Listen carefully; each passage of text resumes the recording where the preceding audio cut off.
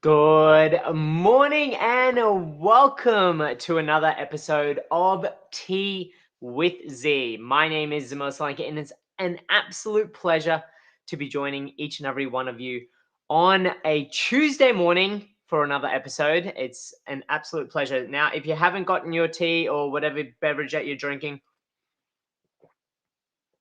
I'm having a nice little herbal one today. Go and grab that now because we're going to jump into it shortly. But before we do that, a special shout out to those that are joining us from the Limitless Network as well.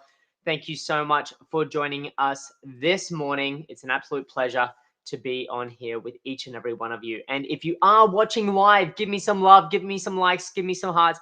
Absolutely love to feed off your energy because that's what keeps us going every single morning. And if you are having a coffee, use that caffeine to kick into gear and let's get some engagement happening. So if you are though watching a replay, feel free to drop some comments in the comment section below as well, because I'll be sure to respond to each and every one because I love engaging with each and every one of you, preferably live, but of course you might be sleeping now in the other side of the world. I know there's people that join us from the States and overseas. And yeah, probably not waking up this early as well. So good morning. And thank you so much for joining us on the Limitless Network. If you are joining us on the Limitless Network, be sure to give us some authority to actually access and see who's actually commenting. So thanks so much for joining on. I'm going to just see who jumped on because I'm absolutely loving it. Gotta love the streaming platform because Brianna, good morning, Brianna. Thanks so much for joining. So it's an absolute pleasure to have you on this morning. Unfortunately, in the group, it comes up as just Facebook users. So I've got to quickly check my phone to see who's actually chatting. So welcome, Brianna. It's an absolute pleasure to be here. But if you are jumping on from the Limitless Network, be sure that you do head to chat.restream.io/FB. And that will give us authority to see what your name is. So then we can interact even more so. So what's for breakfast? You know, at the end of the day, we catch up for tea with Z, and usually for some of you that might be breakfast time. For others, it might be you're running your kids to school, you're racing to work.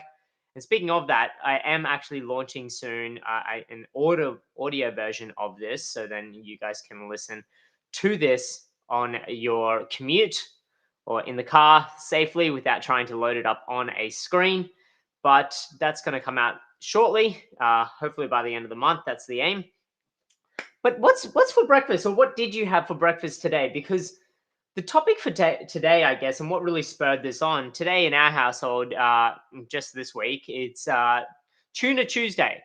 And I was thinking about the role in which, I guess the diet plays in our lives. And being tuna, we know the health benefits of this. And it really got me thinking about, well, how much did I eat these so-called brain foods growing up? Because if you're like me and you grew up with the traditional food pyramid that was made a few decades ago, where cereals, breads, rice, pasta made up the bulk of what we should have been eating, then when we think about, I guess the brain foods that we kind of went on in the journey, it's really interesting. Oh, yeah, and great idea. And thanks, Tash, for telling me what you had for breakfast. Let me know in the comment section below as well. What did you eat for breakfast? I'd love to know. And that's awesome. At the end of the day, mixing a bit of whole grains with some protein as well. Now, you might be wondering, well, what's a pharmacist talking about nutrition? And what you might not know is that back in the day, I also did studies in nutrition, but also in fitness and personal training. And what that gave me was a real appreciation for nutrition. It gave me a real appreciation for the role that nutrition and the food that we eat plays along our own health journey and along our own entrepreneurial journey. Now, before you go, well, this is just, he's going to be talking about just eat healthy and no junk food. I can definitely attest. I love a little bit of junk food. You could just ask some of our friends. We went to their daughter's first birthday party on the weekend, and 100% I helped myself to some fairy bread.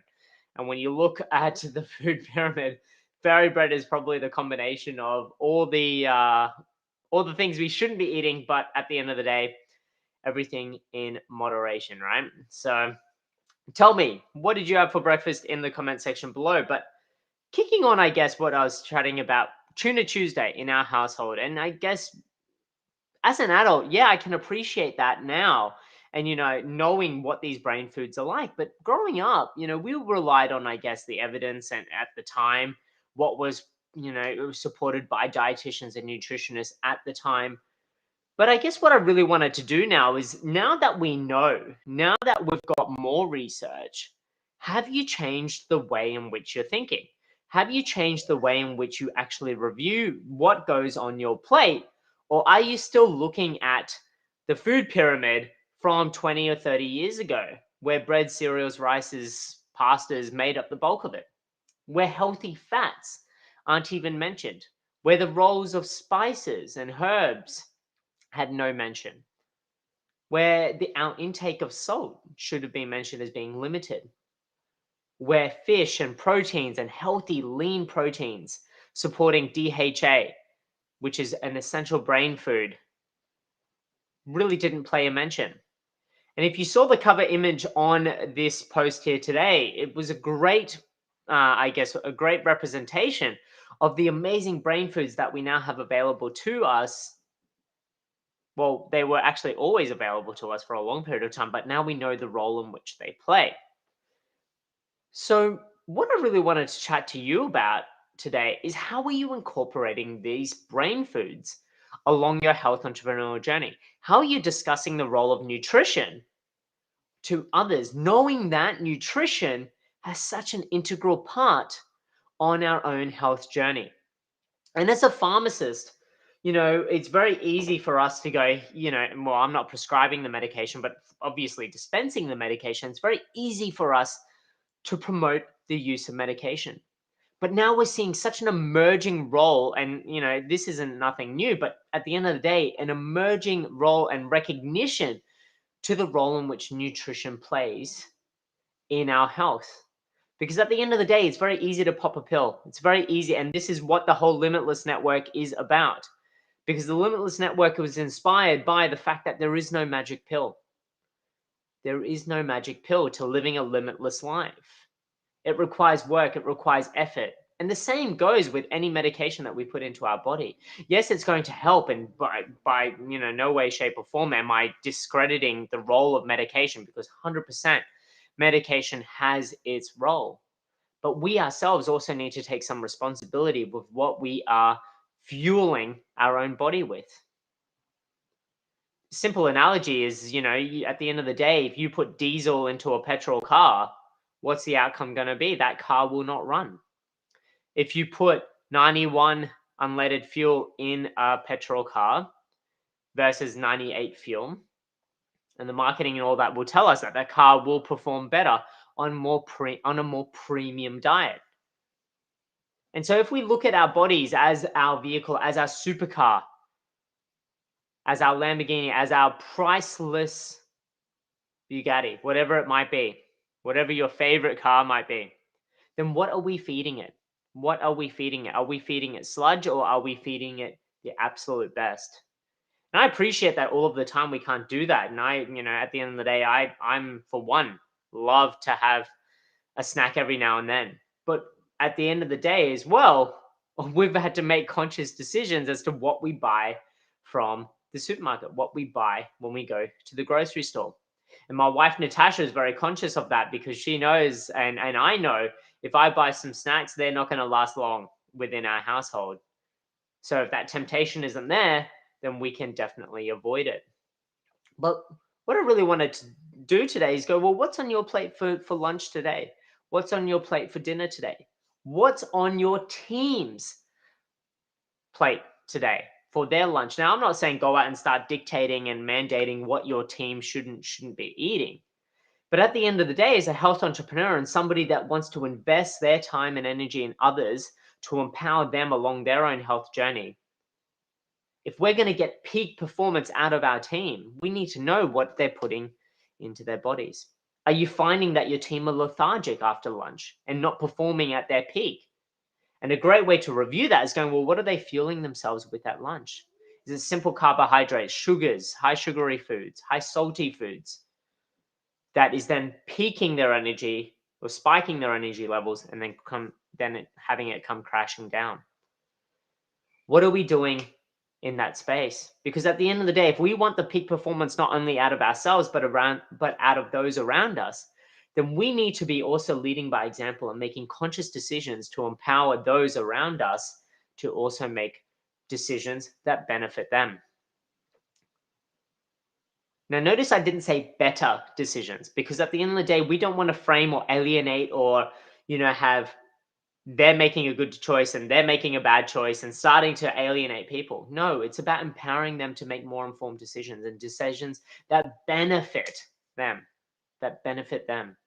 And it's about then taking them on the journey and empowering them with the tools and resources to make more conscious decisions. And so for me today is when we look at the brain foods and the availability of brain foods in our diet, it's fish, it's broccoli, it's avocado, it's blueberries or brainberries, as some people call them. It's nuts. So these healthy fats. In some empirical evidence, there's olive oil and these other good fats as well that make up great brain food. There's turmeric as well coming out of spices, and turmeric has just taken off lately. I don't know if you've seen at your local cafe the turmeric latte. So whereas that's been used for centuries in other parts of the world. And so what we're seeing now is this amazing adaptation of using food as medicine. So if we're using food as medicine, how can we then use food to elicit peak performance? Because like professional athletes, your team, your talent, you as an entrepreneur, you're performing to that same level. If you don't liken yourself to that of a professional athlete, the ability to perform under pressure, under stress, to have that resilience, to have that grit, well, at the end of the day, it all comes down to what we're fueling in our body. And so that's my question for you today is, what did you have for breakfast? What are you going to have for lunch? And what are you going to have for dinner? And another extension of that is, what are you encouraging to come into your workplace? What are you encouraging to come into your home?